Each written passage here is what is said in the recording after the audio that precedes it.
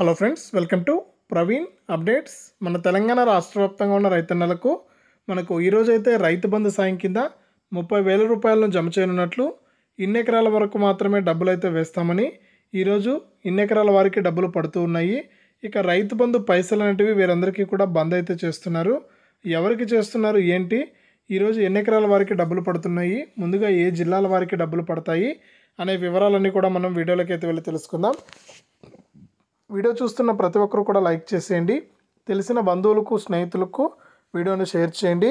తెలంగాణకు సంబంధించి మరిన్ని పథకాలు అయితే రాబోతున్నాయి. ఈ పథకాల సమాచారాన్ని అందరికంటే ముందుగా మీరు మన ఛానల్ ద్వారా తెలుసుకోవాలి అనుకుంటే ఇప్పుడే వీడియో కింద సబ్స్క్రైబ్ అనే బటన్ ఉంది, సబ్స్క్రైబ్ చేసుకోండి. సబ్స్క్రైబ్ అయిన వెంటనే గంట వస్తుంది. గంట పైన నొక్కితేనే ప్రతి వీడియోను కూడా మీరు మిస్ అవ్వకుండా మీ ఫోన్లోనే నోటిఫికేషన్ లేదా మెసేజ్ రూపంలో అయితే తెలుసుకుంటారు. ఇక మనం వివరాల్లోకి అయితే వెళ్ళిపోదాం. మన తెలంగాణ రాష్ట్ర వ్యాప్తంగా ఎవరైతే అర్హత కలిగిన రైతులు ఉన్నారో వారందరికీ కూడా తెలంగాణ ప్రభుత్వం మరిన్ని కొత్త పథకాలను అయితే తీసుకురాబోతుంది. ఇందులో భాగంగా తెలంగాణలో యాసంగి సీజన్ అనేది ప్రారంభమైంది.